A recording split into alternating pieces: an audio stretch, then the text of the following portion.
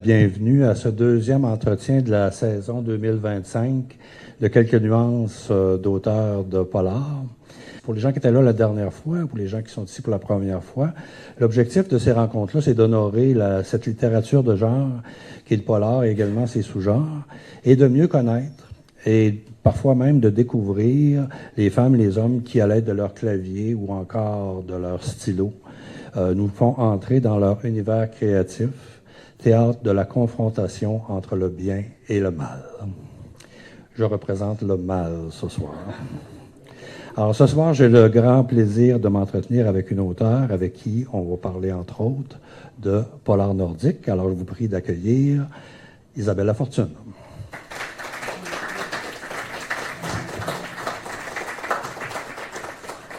Bonsoir, Isabelle. Bonsoir, Michel. Attends une minute, je vais rester ça pour voir les gens puis pour te voir. T'approcher pour.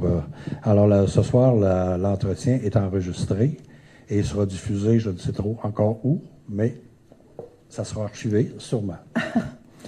Alors, ça me fait plaisir qu'on se rencontre. Quand on s'est parlé la première fois, on a trouvé un point commun. On avait un anniversaire qui était presque à la même période. Hein. Tu me dis, tu étais à Verseau, je suis Verseau. Oui, le 6 février. Oui, ça fait que j'ai dit, bon, un premier point de contact intéressant. Pour ce soir, on va parler de tes romans, bien sûr, mais parler du polar de façon générale aussi, parce que je pense que c'est intéressant de toujours découvrir derrière le roman qu'on lit, comment ce roman-là a été créé et dans quelles circonstances et qu'est-ce qui anime, en fin de compte, l'auteur à utiliser ce genre littéraire pour peut-être passer des messages. Hein, Jamais. Alors, si on fait rapidement un parcours personnel, tu es née à Montréal, tu es une Montréalaise, tu as fait des études en économie. Ah oui. Mais ça, c'est un drôle de passage, j'y reviendrai, mais oui, c'était très une comète, une étoile filante en économie. En éducation. Oui, en éducation, mais après mes études en littérature. Et en littérature à l'UQAM. Tu as des sources autochtones dans ta généalogie? Oui. Écoute, mon arrière-grand-père est un peu autochtone. Je l'ai su très, très tardivement parce que fut une époque où être autochtone, c'était pas nécessairement à la mode. Là. Puis mon arrière-grand-père a adhéré à la religion catholique et du coup a quand même renié ses origines. Alors je l'ai su, j'étais rendue à 16-17 ans quand j'ai su que mon arrière-grand-père était un autochtone. C'est terrible, là, mais c'est ça. Ça m'a choquée d'ailleurs. J'étais choquée de savoir que, voyons, pourquoi ça n'a pas été dit, puis je trouvais ça important quand même, mais peut-être de là aussi mon affection pour les peuples autochtones depuis toujours, alors que je savais même pas moi-même que j'avais une origine quelconque autochtone. On peut dire que tu es une artiste multidisciplinaire. Hein? Tu es compositrice, interprète, chanteuse, actrice, éditrice, évaluatrice de manuscrits. Tu as travaillé dans l'événementiel, dans les communications, donc c'est tout un bagage. J'ai fait n'importe quoi, finalement. mais qui te sert sûrement dans ton écriture. Ouais, ben pour moi, en fait, écrire, c'est aussi témoigner de son monde. Hein? Puis pour moi, ça passe aussi par des expériences personnelles, humaines, fortes, le plus possible, tu sais, dans le sens où quand je vais à la rencontre des autres, ben je suis capable après ça de régurgiter ça de façon plus littéraire et de créer des livres. Si je restais chez nous juste à regarder les nouvelles passées avec Trump, là, j'aurais aucune inspiration. Ou peut-être trop, hein. Tu t'étais intéressé à quelle époque au territoire du Nord? Bien, en fait, moi, mon conjoint de l'époque, son père est un des fondateurs de Shefferville parce que mon premier livre se déroule à Shefferville. Et puis, lui est un des fondateurs de la ville de Shefferville, ce qui fait que je suis allée assez rapidement. J'avais 18 ans la première fois que j'ai mis les pieds là, puis je suis allée la première fois en train. Et puis, je croyais pas qu'on avait des contrées si lointaines au Québec. Puis on voit d'ailleurs à l'écran où se situe Shefferville par rapport à l'ensemble du territoire québécois. C'est très loin.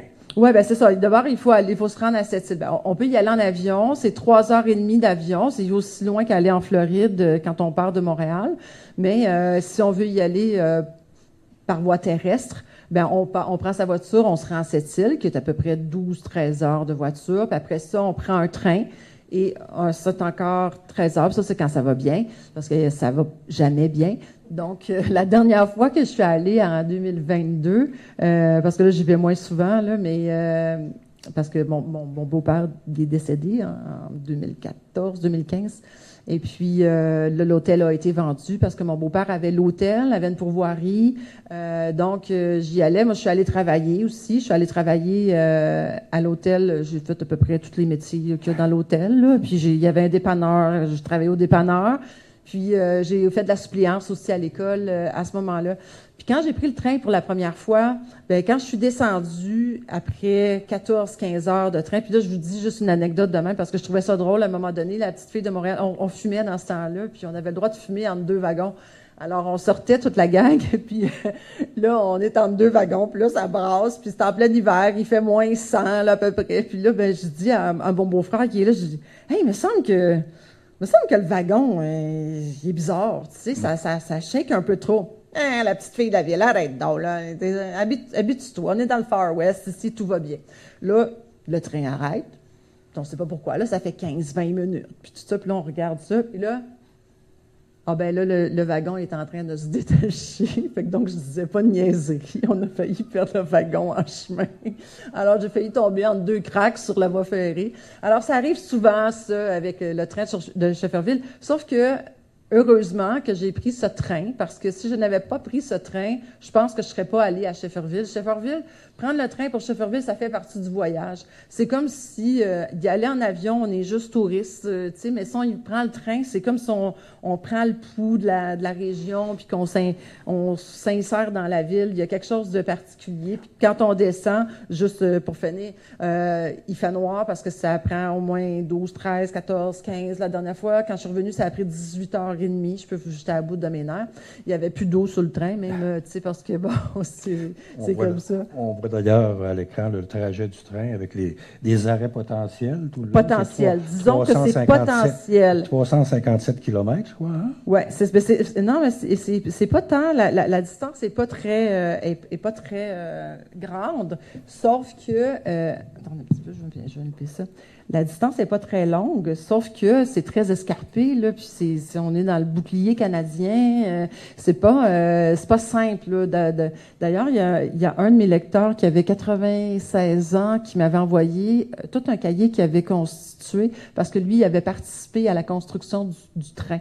Puis, quand j'ai lu toute cette histoire-là, c'est fascinant. Hein? C'était vraiment, c'était des conditions très, très, très rudes aussi pour l'époque. Les travailleurs qui ont construit ce rail-là, franchement, c'était vraiment du gros travail.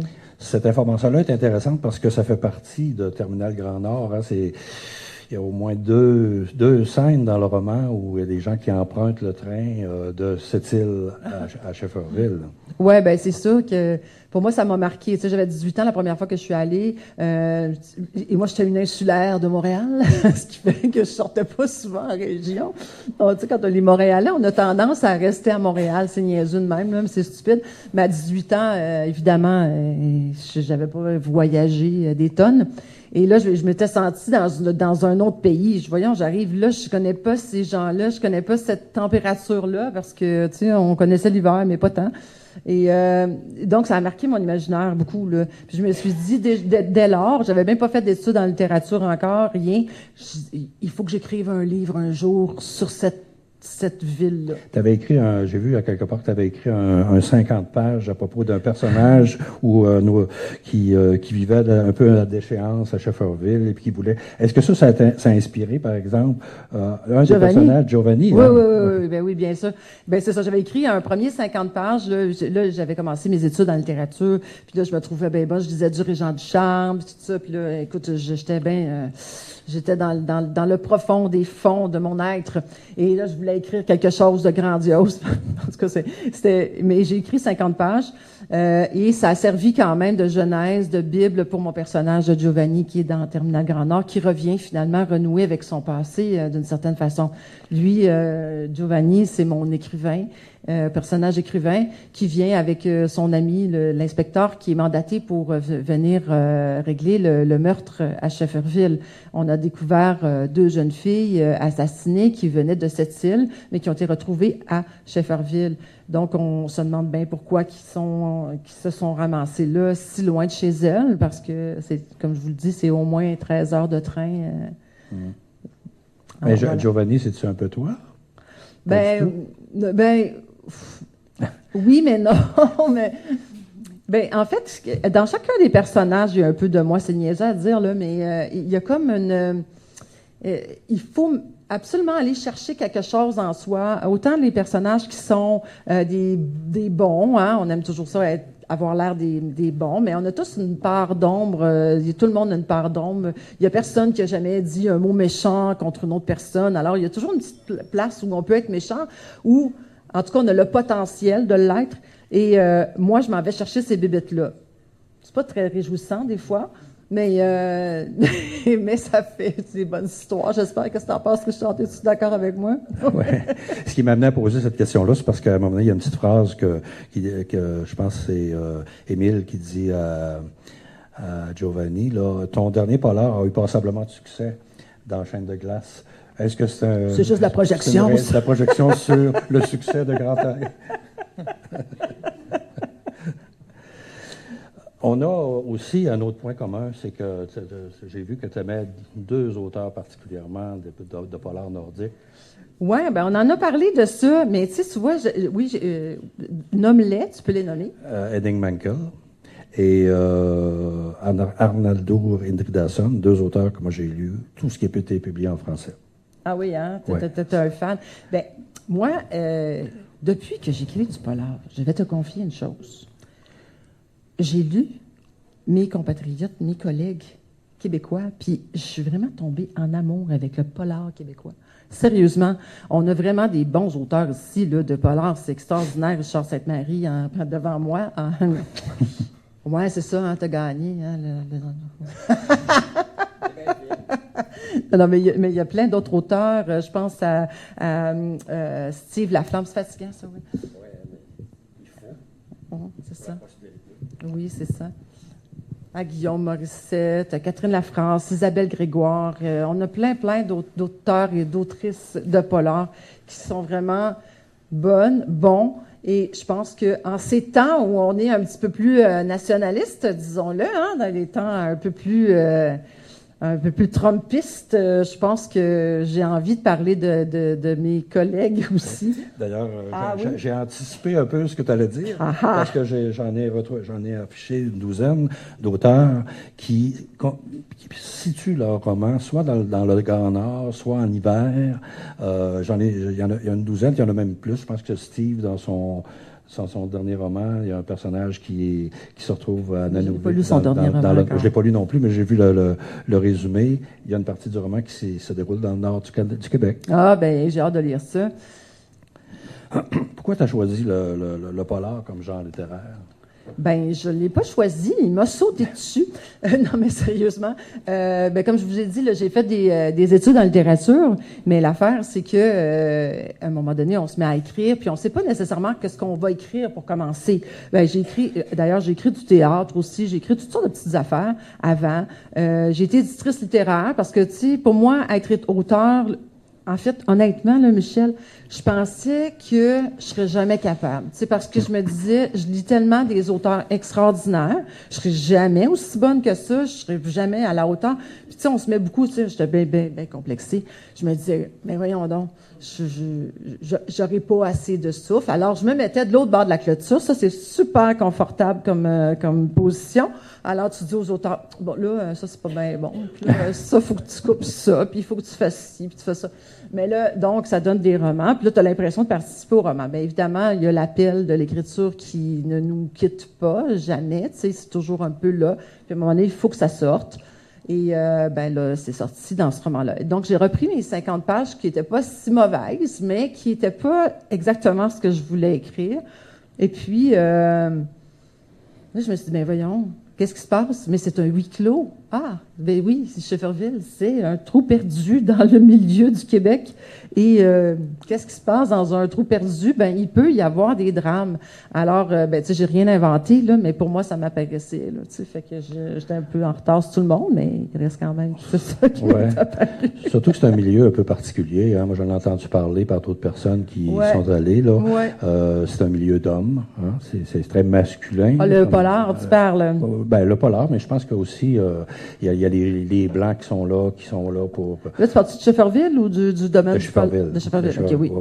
Ah, ben oui, parce que depuis que la mine, parce qu'avant, il y avait l'exploitation minière qui battait son plein. Il y a eu jusqu'à 5 6 000, plus que ça, des personnes qui habitaient là.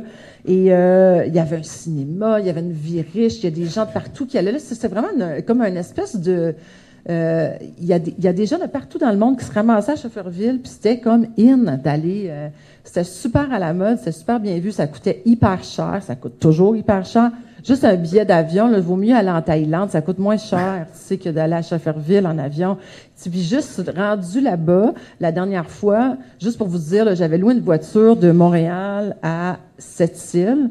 Puis là, je laissais la voiture là, puis je l'avais louée pendant 2 semaines, puis je l'ai laissée traîner dans le stationnement du train pendant 1 semaine, puis ça m'a coûté moins cher qu'une semaine à Shefferville, la voiture, juste la location de voiture. Juste pour vous donner un ordre de grandeur, ça m'avait coûté 250 $ louer la voiture pour 2 semaines, 3 semaines, je me souviens, 3 semaines, puis ça m'avait coûté 450 $ pour 1 semaine à Shefferville. Puis ça, c'est sans compter que le gaz, c'était à 2 piastres le litre là-bas. Il n'y avait pas de niaise avec ça. Pendant qu'on le payait à 1,25 $, là-bas, il est à 2 piastres. Dans le terminal Grand Nord, on découvre ton enquêteur, Émile Morin. Mm-hmm. Il est à la Sûreté du Québec. Oui. Et comme j'ai dit la dernière fois à Richard, il travaille à la Sûreté du Québec, mais il ne connaît pas les autres collègues de la Sûreté du Québec, des autres auteurs de polar québécois. Ben non, il va falloir faire quelque chose, il va falloir remédier à la situation, il va falloir qu'ils se rencontrent à un moment donné. On va finir par faire un conventum des auteurs. Ah, ça serait pas pire, ça, qu'on fasse. Hein? Ah, non, mais attends, on fait un recueil de nouvelles. Richard, je te mets là-dessus. On fait un recueil de nouvelles où on mélange tous nos auteurs. Très bonne idée. Pas nos auteurs, mais nos enquêteurs, ouais. T'as fait ça, toi? Je veux le faire. Ah, ben, on va faire ça. Ou ça pourrait prendre aussi... on a des témoins en plus. Ça pourrait prendre aussi la forme d'un cadavre exquis. Ah, ça, c'est très chouette, ça. Moi, je fais ça avec les élèves. Puis, où il y a des recoupements. En tout cas, c'est intéressant. L'idée est lancée. Moi, c'est quelque chose auquel je rêve, en tout cas. Si jamais vous le faites... on t'oubliera pas. Parfait. Donc, lui, il se rend à Shefferville pour élucider justement ce meurtre-là, ou ces 2 meurtres-là, ces 2 assassinats. Oui. Il y a Machiavel qui est très présent. Et dans Chaîne de glace, il y a Spinoza et Nietzsche. Ouais. Alors, qu'est-ce qu'ils viennent faire là-dedans? Oui, ben en fait, c'est drôle parce que Machiavel, quand on lit Le Prince, entre autres, là, on se rend compte que l'humain n'a pas changé tant que ça. L'humain est toujours ses besoins, ses envies, ses failles, c'est toujours les mêmes, là. C'est la technologie puis l'environnement qui changent autour, mais le fondement de l'humain ne change pas du tout. Donc, soit on n'est pas plus intelligent, mais je pense quand même que l'humain, fondamentalement, répond à tout ce que Machiavel a écrit, tu sais. Puis là, je m'amusais avec ça. C'est quoi comment ça s'articule, tout ça. Puis la même chose avec Spinoza. Spinoza, lui, c'était la théorie du déterminisme, c'est-à-dire est-ce qu'on est déterminé à faire des choses dans la vie, puis qu'on peut pas sortir du milieu où on est né. Puis, tu sais, quand on dit on est né pour un petit pain, est-ce qu'on peut sortir de ça, ou genre de trucs comme ça. Puis ça m'intéressait de savoir, mais ça mange quoi, ça, en hiver? Est-ce que c'est juste des paroles comme ça qui ont l'air bien le fun, mais est-ce que cette théorie-là dans le pratique, ça donne quoi si j'essaie de l'appliquer? Alors, c'est ça que j'ai tenté de faire avec Chaîne de glace. Alors que Terminal du Grand Nord, j'essayais de faire remonter à la surface les contradictions humaines ou les motivations des hommes. On retrouve plusieurs personnages dans les 2 romans. Il y a 12 ans de différence. Il y a 9 ans. La première intrigue se passe en 2002. 2012, la deuxième, c'est 7 ans, pas, en 2019. Ouais. Donc 7 ans. Et on retrouve à ce moment-là un enquêteur qui a des problèmes psychologiques là, parce que à cause de la finale de terminale. Oui. Et il y a de la misère à s'en sortir, mais sa psychologue va l'aider finalement dans la résolution de la. Ouais. On ne peut pas parler de la finale. Mais c'est pas facile de parler des romans policiers, des fois sans vendre de punch. Ouais. Mais effectivement, dans Terminal Grand Nord, il y a quelque chose qui est assez important qui arrive, qui bouscule toutes les convictions d'Émile, qui est mon enquêteur principal. Ça bouscule à ce point ses convictions qu'il devient un peu lourd pour sa fille, qui est adoptée, parce que lui, il a adopté une Inou. Puis là, sa fille a dit, ben j'en peux plus. Alors, elle part. Elle part dans le coin, justement, de la Romaine. Et elle s'en va aider parce qu'elle est travailleuse sociale. À l'époque, en 2012, elle finit son cours de travailleuse sociale. En 2019, ben elle est établie et elle s'en va travailler dans la communauté. Donc, dans la communauté, elle prend une distance aussi avec son père, tu sais, puis elle renoue un petit peu avec ses racines. Mais Émile, lui, il est tellement traumatisé, puis il est tellement en choc post-traumatique de ce qui s'est passé en 2012, que là, c'est lourd pour sa fille. Donc, il prend ses distances. Mais là, il revient parce qu'évidemment, il s'en va voir juste avant Noël, il s'en va avec Giovanni, toujours, qui, lui, a fait son cours à la police, finalement, parce qu'il s'est avéré être un bon enquêteur. Et maintenant, il est officiellement un enquêteur et plus un auteur. Et ils s'en vont voir Angelune pour Noël. Et puis là, bien évidemment, il y a un meurtre juste à côté, à la centrale électrique La Romaine. Alors, sa gang de Montréal dit, ben, t'es dans le coin, arrange donc ça. Ouais. Alors, évidemment, il y a peut-être des petites corrélations à faire entre le meurtre qui se passe à côté et mon enquêteur. Chaîne de glace, c'est un roman qui est un peu plus complexe que l'autre, parce que il y a un peu toutes sortes de thèmes là-dedans. On parle d'espionnage industriel, de vente à rabais de nos ressources minérales. C'est des sujets très d'actualité. Ben non, mais de la lutte contre le réchauffement climatique, des ressortissants chinois qui cherchent à mettre la main sur des minéraux qu'un certain Trump veut aussi acquérir. Oui, ben c'est ça. Mais ça, c'était au cœur de ce roman-là. Terminal Grand Nord, c'est un peu un microcosme. Tu sais, je témoigne d'une micro-société qui est un peu isolée, refermée sur elle-même. Alors que Chaîne de glace, ben là, c'est le macrocosme. En fait, c'est les yeux de la planète qui nous regardent et ça n'a pas fini. Ils n'ont pas fini de nous regarder. La Chine, l'Inde, les États-Unis, parce que Trump a beau dire qu'on est des moins que rien, mais on a des ressources naturelles. Et moi, c'est là-dessus que je suis partie, parce que c'était pour moi quelque chose de très, très important. C'est encore très important. La prochaine guerre sera alentour de l'eau. Je pense que vous le savez, mais je réitère la chose. Notre eau potable, c'est une ressource extraordinaire. Il va en manquer de plus en plus sur la planète. Et il faut qu'on fasse attention. Il faut qu'on prenne collectivement conscience de ça, puis qu'il se passe quelque chose. Là, j'ai écrit ça dans un divertissement, mais il reste quand même que c'est des vraies choses. Tu sais, je me suis quand même renseignée beaucoup, puis j'ai quand même fait des recherches et je suis au courant. En passant, tu sais, comme juste, il y a des morceaux de notre territoire qui sont, c'est des beaux, là, les claims, comme on appelle. Ben, ils sont loués, mais on peut les extraire le minerai éventuellement si on fait affaire avec le Canada, parce que c'est gouvernement fédéral, c'est pas gouvernement provincial. Et on se rend compte qu'il y avait beaucoup de compagnies américaines qui avaient acheté des claims comme ça, mais ils les ont vendus à des Chinois, mais les Chinois, wise comme tout, ils n'ont pas changé le nom. Fait qu'on pense que c'est encore américain ou canadien, mais non, c'est chinois. Alors, quand on remonte la source, on se rend compte qu'il y a de la Chine en dessous de ça.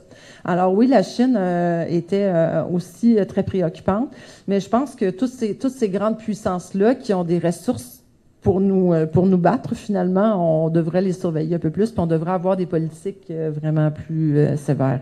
C'est ce qui est intéressant dans le polar, c'est de pouvoir aborder ces questions-là sous forme de divertissement, comme tu dis, mais de passer des informations qui ne sont pas nécessairement connues Il y a beaucoup de lecteurs, moi, qui m'ont dit « Ah, je savais pas ça » ou « Je savais pas tel truc ». D'où l'importance aussi de ne pas dire n'importe quoi. Hein, je veux dire, on peut dire n'importe quoi par rapport à nos personnages, on peut leur inventer une vie, puis tout ça, mais quand on parle de sujets importants comme ça, il faut quand même faire une recherche exhaustive. Ouais. Ce qui est intéressant aussi dans ce roman-là, c'est qu'il y a une partie de l'histoire qui se passe dans le Nord, puis il y a l'autre partie de l'histoire qui se passe à Montréal. Évidemment, il y a un lien entre les deux. Oui, parce que... Puis il y a une nouvelle enquêette qui apparaît, Camille, là, qui est assez spéciale, là, qui réussit à aller chercher l'information qu'elle recherche.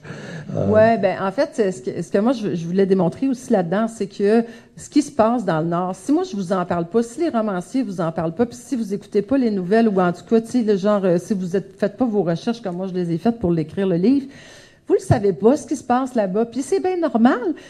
Juste y aller, ça, c'est comme une mission impossible, ou à peu près, où il faut avoir affaire à Shefferville pour y aller. Il y a personne qui se dit « Hey, je vais aller prendre mes vacances à Shefferville, ça a l'air cool, là, tu sais. » Non, il y a personne qui fait ça, à moins d'être un pêcheur, puis de vouloir pêcher des saumons gros de même. Mais puis, c'est vrai qu'il y en a des gros de même. Mais, puis de vouloir aller faire de la chasse, mais maintenant, la chasse au caribou est interdite, ce qui fait que, bon...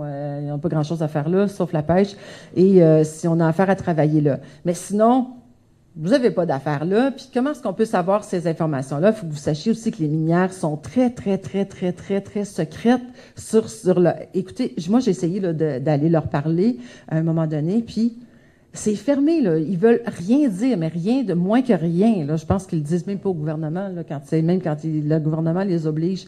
Alors, il reste que... Moi, j'ai pris le train la dernière fois et il est resté stock, comme on dit, 5 heures de temps parce qu'il fallait réparer un bout de rail. Il y avait, tu sais, le rail était brisé, fait qu'il fallait le réparer avant de continuer. Hein. Et pendant ces 5 heures-là, j'ai appris un paquet de secrets parce que là, on était assis, puis là, tout à coup, le chauffeur du train vient parler à des miniers qui sont là. Et là, tout à coup, là, je commence à prendre des notes. Je me dis, ben voyons donc, là, j'avais les oreilles grandes ouvertes de même, là, tu sais. Puis là, j'essayais de me faire tout petite pour pas qu'il me voie, puis pour pas qu'il me repère. Mais là, j'ai appris des secrets, puis d'ailleurs, je l'ai rejoué là-dedans, dans Chaîne de glace. Ouais. Puis ça, je savais que c'était une information de première main. Puis justement, il y en avait parlé en disant, ben ça, on peut pas le dire, on peut pas en parler. Le temps file, faudra parler aussi de polarité. Parce qu'en 2023, une plaquette, qui est une nouvelle, en fait. C'est rare que des éditeurs publient une nouvelle. Ouais. Hein? Et qu'est-ce que c'est que polarité? Bien, Polarité, c'est une petite nouvelle qui est deux personnages de Terminal Grand Nord, Chaîne de glace, que j'ai repris, mais c'est des personnages secondaires. Et je leur ai créé une histoire, puis c'était l'idée de mon éditrice qui disait, ben moi, je veux faire une petite collection, justement, avec des personnages, un peu comme si j'avais pris le personnage de Richard, puis que je l'avais mis dans mon livre, puis que là, je te referais une autre petite nouvelle avec ton personnage qui croise la route de mes personnages. Mais donc, j'ai décidé de prendre deux personnages féminins, hein, la veille du 8 mars. Donc, c'est un livre de femmes. C'est un livre qui est un regard féminin sur cette vie à Shefferville aussi. Et bien sûr, elles ont un truc en commun et c'est un homme. Et puis, elles ont chacune leur façon de voir les choses. Et tout les sépare et tout les antagonise, sauf que... elles sont incapables de se détester l'une l'autre. Donc, c'est un roman à deux voix comme ça. Est-ce qu'il y a un lieu idéal pour toi pour écrire? Eh, mon Dieu, oui, mon bureau. Ça m'a pris assez de temps à le faire construire, alors que c'est mon bureau. Je suis vraiment très bien dans mon espace où c'est là que j'écris tout. Puis quand tu te documentes, tu utilises quoi? Tu te fais des fiches, tu fais des résumés? Comment tu procèdes? Bien, j'ai un cahier, j'ai des notes partout, j'ai des tableaux, j'ai des fichiers Excel avec plein de couleurs. Puis c'est drôle parce que quand on écrit un polar aussi, on peut pas se dire, OK, je pars là, puis là, je vais écrire ça, puis tu sais, on verra ce qui se passe. Non. Moi, je suis une adepte du plan. Du plan à lousse, hein, par exemple, pas du plan qui me donne. Ça commence comment? C'est quoi l'affaire qui se passe vraiment de grave? Puis comment ça finit? Puis après ça, ben j'ai des petites idées. Mais ça, il faut quand même que j'ai ça avant de commencer à écrire un polar. Sinon, j'y arriverai pas. Ou ben, je vais m'étirer ou tout ça. Mais bon, mon plan est quand même... je peux le transformer. Là. Fait que tu connais déjà le début, tu connais déjà la fin...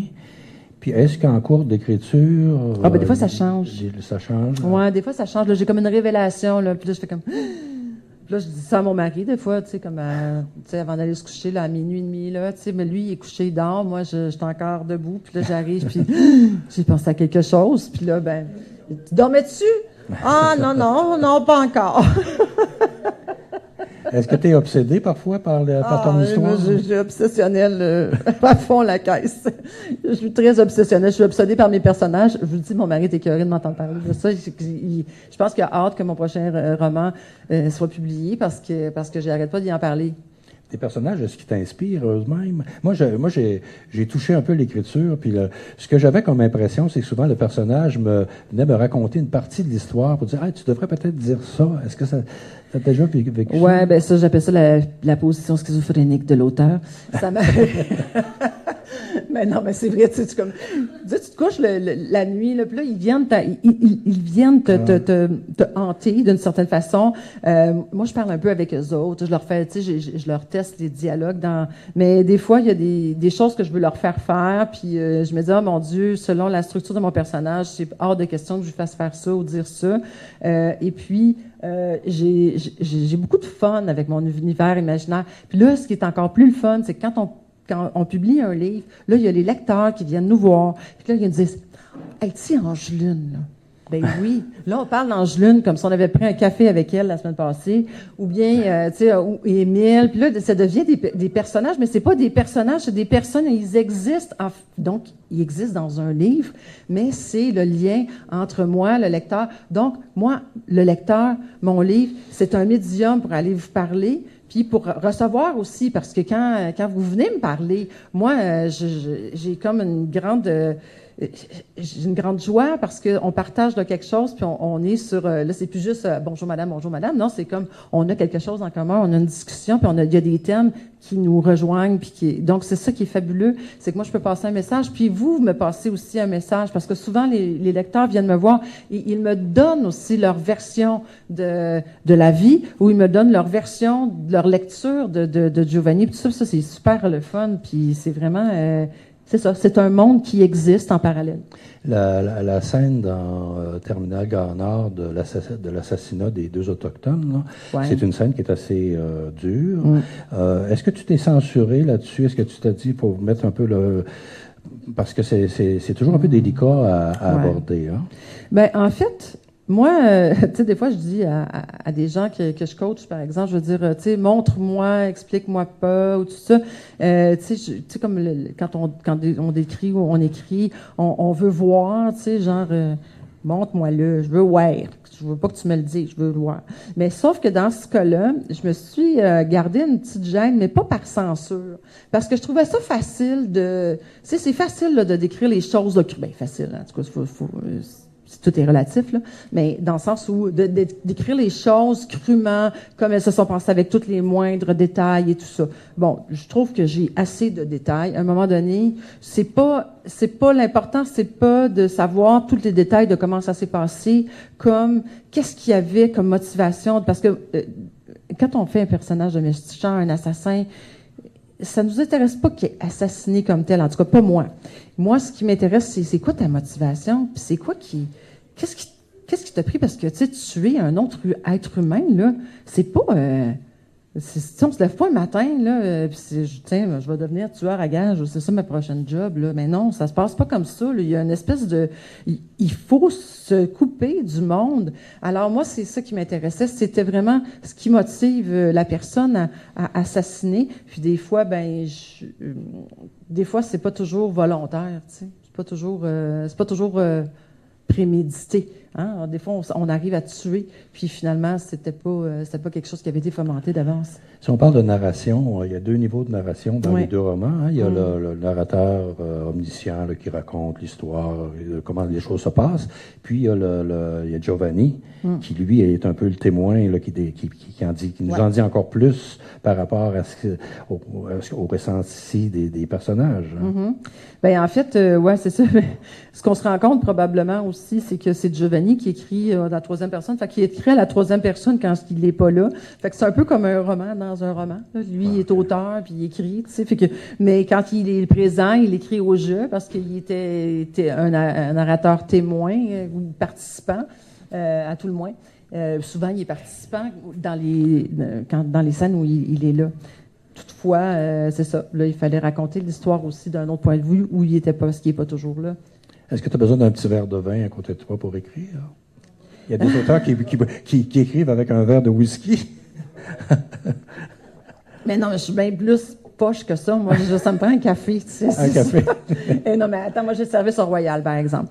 Là, moi, mon mari, je me lève le matin, là la première chose que je fais, là, je suis à peine habillée, que je m'en vais à mon ordinateur dans mon bureau. Là, tu sais, je fly tout de suite, là, j'arrête pas de déjeuner. Moi, je m'en vais à mon bureau. Puis là, tout à coup, j'ai mon café qui arrive. Tu sais, j'ai une espèce de petite tasse qui arrive comme ça. Là, c'est comme tous les matins. Merci, chérie. Non, mais c'est ça. Ça t'arrive d'être confronté au syndrome de la page blanche? Le syndrome de la plage blanche, ben oui, c'est un peu tout le temps, mais il faut passer par-dessus ça dans le sens où il faut écrire n'importe quoi. Tu sais, des fois, je vais écrire 2-3 pages, je le sais que c'est pas bon, mais c'est pas grave, faut que j'écrive. Puis on dirait que ça, souvent, ça m'ouvre la porte à écrire d'autres choses. Donc, je vais jeter peut-être la première page qui est pas bonne, mais qui était juste un moteur pour me mettre en train. Puis après ça, ben le reste, je le garde. Faut dire que je jette beaucoup plus que ce que je garde aussi. Tu sais, j'en jette du stock. Oui, puis en cours d'écriture, c'est combien de versions pour Terminal Grand Nord, par exemple? D'abord, est-ce qu'il y a des versions par chapitre ou tu écris tout d'un bout, puis après ça, tu reprends, puis tu reprends? Bien, moi, je corrige, là, tu sais, tout le temps. Je me recorrige tout le temps. Mais la V1, là, ça, c'est quand j'ai réussi à mettre le point final. Ça, c'est ma V1. Après ça, il peut y avoir 10 versions, parce que là, moi, je me relis pas rien qu'un peu. Puis, je me relis, je change des choses, je peaufine, je fais lire mon chum qui est professeur à l'université, fait que, tu sais, en littérature, bien sûr, hein, fait qu'il fallait que je le prenne en littérature. Fait que là, il me regarde, il me dit, ah ouais, mais ça, peut-être que tu pourrais faire ça. Non. Mais en tout cas, souvent, c'est mon premier lecteur. Et puis après, ses commentaires, ben là, souvent, je m'en vais retravailler des choses ou bien, ou pas, mais je retravaille plusieurs versions. Une fois le livre publié, est-ce que tu gardes le manuscrit? Est-ce que tu vas garder toujours le manuscrit? Ça va demeurer une partie de tes archives? Ben, ceci, ben oui. Il faut que d'ailleurs, quand on signe un contrat d'auteur, généralement, ils nous disent de le garder. Oui. Oh, oui. Ils nous disent de le garder parce que justement, si je sais pas, il y avait un problème avec l'éditeur, tous les ordinateurs se mettent à cracher en même temps, mais il faut toujours que j'ai une copie quelque part. Mais une fois qu'il est publié? Oui, c'est ça. Oui. Je t'avais demandé d'apporter avant de dire ça, je disais, est-ce que ça t'arrive de relire ton roman ou un de tes romans et de dire, hey, c'est moi qui ai écrit ça? Être un peu étonné de ce que tu as réussi à faire. Quand tu le fais, ça a peut-être passé tout à fait normalement, mais quand tu relis, tu dis, ah, j'ai écrit ça. Ben, il y a toujours quelque chose, peut-être parce que j'ai pas écrit 100 romans, là. Quand j'en aurais écrit 100, peut-être que je serais un petit peu plus blasée, là. Mais pour moi, écrire un roman, c'est quelque chose de... Tu sais, il faut que j'aille chercher en dedans de moi des choses qui sont pas toujours le fun non plus, hein. Tu sais, il faut se mettre en danger, faut se mettre dans une posture aussi qui est pas confortable. Puis tant aussi longtemps que c'est pas fini d'écrire, tu sais, on est pris avec ça, cette affaire-là. Puis quand il est édité, là, on fait comme ouf, mais là, on se sent tout à fait démuni. Là. Tu sais, je dis, c'est comme, mon Dieu, là, je peux plus le retravailler. Là, mon bébé, il est dans le monde. Ouais. Puis là, je peux plus le ramener puis dire, ah, ben là, il était pas, mon bébé, il avait les cheveux bruns, là, je vais y mettre les cheveux blonds. Non, c'est pas ça. Tu sais, donc, on peut pas le ramener. Il est dans le monde. On espère que le monde va l'aimer. Et puis, ça prend du temps avant que je relise des choses. Puis des fois, je fais comme, ah, ouais, c'est... Parce que j'ai toujours peur, hein. C'est que tu vas saillir ça. Il me semble que je suis rendue ailleurs, là. Tu sais, je suis rendue ailleurs depuis mon premier roman. Mais là, j'ai relu Terminal Grand Nord dernièrement, puis je me suis dit, ben, écoute, c'est pas si pire. C'est pas si pire. Mais non, j'étais quand même contente de ce que ça donnait, mais j'ai été bien accompagnée aussi. Tu sais, ça, là, ça paraît beaucoup dans la... j'avais une éditrice extraordinaire avec qui je m'entendais vraiment, tu sais, c'était comme la moitié de moi-même. Puis, on se challengeait comme ça. Puis c'est le fun parce que c'est rassurant aussi. Parce que quand ton éditrice, après t'avoir, tu sais, avoir travaillé avec toi, puis qu'elle te dit, hey, c'est vraiment bon, ben tu te sens moins toute seule. Là, tu te dis, OK, ben j'ai confiance en son jugement. Puis si, tu sais, si elle trouve ça bon, ben ça doit être pas pire, tu sais. Mais je suis toujours anxieuse. Moi, de toute façon, je pense que ça va être comme ça tout le restant de mes jours. Je serai jamais satisfaite. Fait que c'est ça.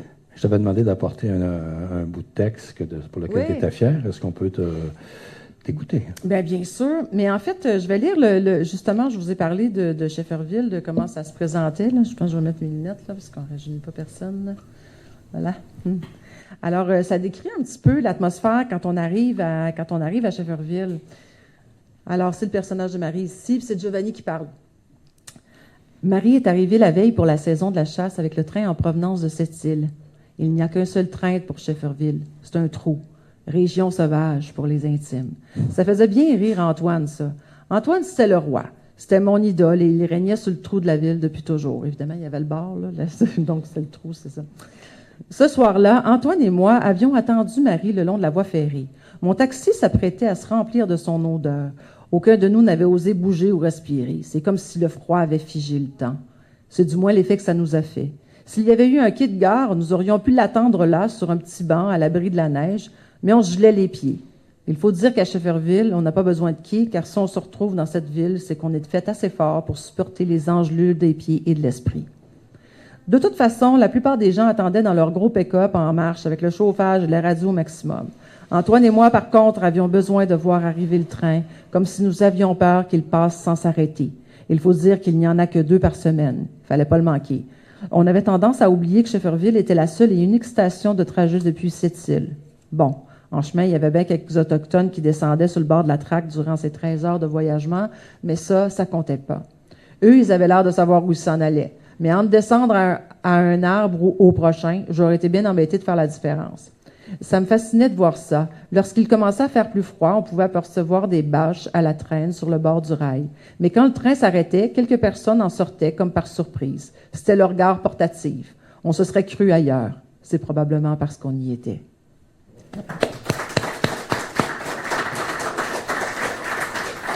Il faut mentionner que Terminal Grand Nord a reçu le prix en 2019, le prix Jacques Meilleur, du premier polar.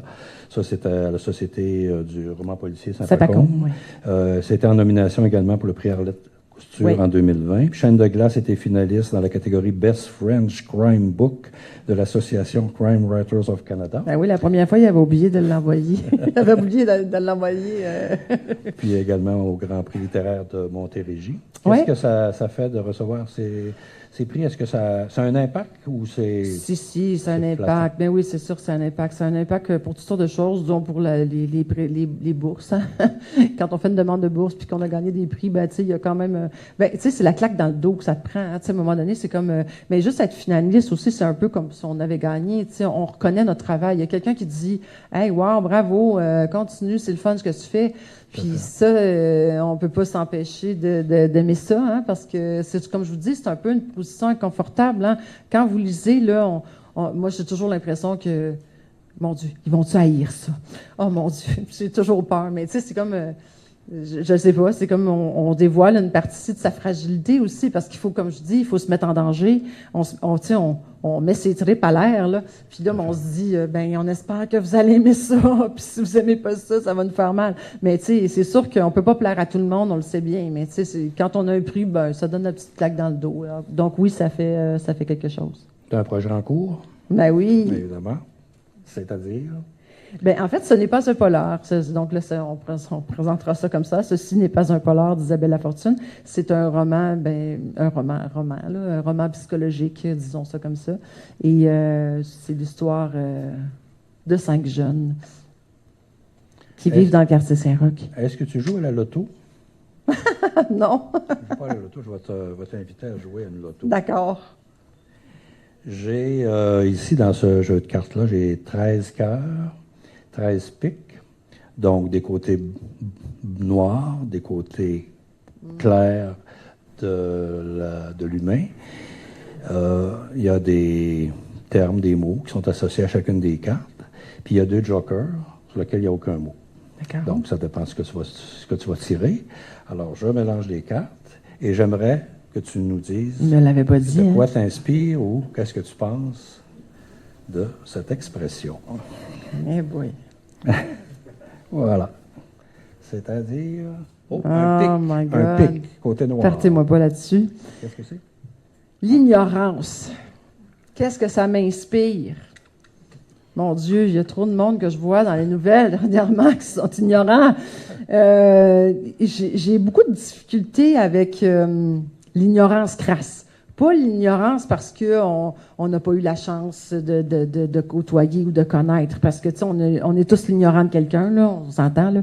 Mais, tu sais, il reste que l'ignorance crasse, là, des gens qui veulent pas apprendre, qui veulent pas écouter, qui sont pas ouverts d'esprit. Ça me choque. Je trouve que dans le monde où on vit, on vit dans un monde complexe. On vit dans un monde où les choses ne sont pas toutes noires ou toutes blanches, et ça prend un petit peu de nuances, hein? Ça prend comme les nuances de polar, tu sais. Donc, oui, ça prend de la nuance dans le monde, puis je trouve qu'il y a des gens qui sont beaucoup trop polarisants, et ils nous montrent leur ignorance en pleine figure, puis ça fait mal, je trouve. Ouais, j'ai eu de la misère avec ça.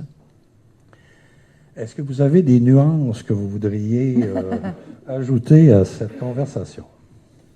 Quelqu'un veut intervenir? J'ai tellement parlé de tout. Oui, bon. Moi, j'ai une question pour Ah oui, toi. non? Oui, ça. Moi, j'ai parlé à Roger Hillary, puis lui, il me disait que ses plus belles pages, ce que lui considère ses plus belles pages, c'est pas des pages criminelles, c'est des pages littéraires, on peut dire. Je suis vraiment d'accord. Henning Mankell, c'est la même chose. Est-ce que ça t'arrive aussi d'aimer une de tes pages? D'ailleurs, ce que tu nous as dit, tu n'as pas lu le crime. Pas du tout, non. Ouais, mais c'est vraiment le fun, cette question-là, parce que oui, effectivement, ce que j'aime, c'est tout ce qu'il y a alentour du crime. Puis c'est ça qui est intéressant, c'est de développer, tu sais, cette espèce, on appelle la narration, tu sais, l'énonciation, tout ce qui fait, par exemple, les images. Tu sais, j'aime ça des fois. Tu sais, j'ai des petites lignes là, qui sont des traits d'esprit ou tout ça. Ben ça, c'est ça qui me motive à écrire. Plus que l'histoire, je dirais. Tu sais, l'histoire, étonnamment, est accessoire. Là, je voulais présenter Shefferville dans ce livre-là, et l'histoire est devenue principale, mais elle était d'abord accessoire. C'était les personnages qui me menaient devant. Et oui, tu as tout à fait raison. J'aime la littérature dans le polar. Puis mes plus belles pages, ouais, elles sont pas nécessairement des descriptions horribles, mais elles sont des descriptions souvent belles. Parce que dans Chaîne de glace, par exemple, j'en ai un exemple là, il y a Émile qui arrive sur le bord de la grève, là, puis il marche sur la neige, puis il y a comme un paysage, puis il est très ému devant de ce paysage-là, puis j'ai l'impression d'avoir réussi à écrire cette sensation-là. Parce que, tu sais, écrire des sensations aussi, c'est pas juste de nommer les sensations, mais c'est de passer par toutes sortes de moyens autres pour arriver à dire, tu sais, comme on peut bien dire, quelle jolie tasse avec des pois verts. Ben c'est plate, là, mais tu sais, si j'essaie de donner une histoire, ma grand-mère... Si je commence avec ma grand-mère, il y en a qui commencent avec leur grand-père, là, moi je pourrais commencer avec ma grand-mère, avait l'habitude de boire son thé à 4 heures. Bon. Puis là, ben, je commence là-dessus, mais donc je donne un récit, mais c'est pas la tasse mais tu vas en entendre parler de la tasse, mais juste dire la tasse a des pois verts, c'est pas le fun. Mais de savoir son histoire, de connaître l'histoire de la tasse, ça c'est le fun. Alors oui, merci pour la question. Autre question, oui. Pourriez-vous nous dire quelques mots au sujet d'un projet d'adaptation? Ah ouais. Ben oui, ça c'est un peu ben c'est plate parce que on a eu j'ai eu tout de suite une compagnie, une maison de production qui a acheté les droits de Terminal Grand Nord à l'époque. Puis c'est une maison de production qui avait fait beaucoup de documentaires sur Shefferville. Donc elle était quand même bien positionnée pour m'accompagner là-dedans.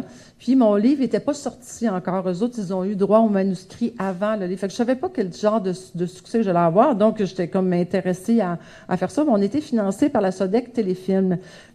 Sauf que entre-temps, tu sais, c'est long, c'est des processus qui sont assez longs. Et bon, quand le scénario était prêt, secret, tout ça, il y a eu comme des changements de direction à Téléfilm Canada qui exigeaient maintenant qu'on ait 50% d'une boîte autochtone quand on avait plusieurs personnages autochtones et tout ça. Et ce qui fait qu'il n'y a pas de maison principalement autochtone qui a assez d'expérience pour faire un film de 7 millions de dollars. Et là, donc, on est un peu mal pris. Puis là, ben, les productions qui sont pas autochtones, là, ils ont peur de se mêler de ça. Ce qui fait que là, on est comme dans une espèce de vide artistique vraiment plate, puis ça va pas bien à Téléfilm Canada. Donc, c'est pas à l'abandon, mais c'est pas... mais je vais le faire, ce film-là. Là. J'aime mon scénario, je suis contente du scénario, mais je ne sais pas quand. Alors, c'est juste plate, mais c'est comme ça. Je voudrais d'abord te remercier. Merci à toi. Merci à la librairie La Liberté. Merci à Julie aussi, qui m'a fait une super belle présentation. Je voulais te remettre, ça va être une tradition à chaque entretien, te remettre un petit souvenir pour te rappeler que les personnages sont très importants. Il faut leur en prendre soin pour éviter qu'ils se retournent contre nous. Alors, je te donne un exemplaire de mon petit... petite fantaisie romanesque sur J'ai tué mon auteur. Merci beaucoup. Merci à vous d'avoir été là. C'est toujours le fun de s'adresser aux gens qui lisent, qui sont intéressés par la littérature. Puis notre littérature est riche, là, peu importe c'est quoi, que des polars ou pas polars. Puis c'est toujours le fun d'aller à votre rencontre. Merci d'être là. Moi, je te remercie. Je te remercie aussi de mettre ça en place parce que c'est quand même important, tu sais, des gens comme toi qui s'impliquent. Là, c'est pas comme tu fais pas des millions avec ça. Hein? On est tous des bénévoles. C'est du bénévolat. C'est du bénévolat. C'est d'autant plus apprécié. Merci beaucoup pour votre présence et bonne soirée.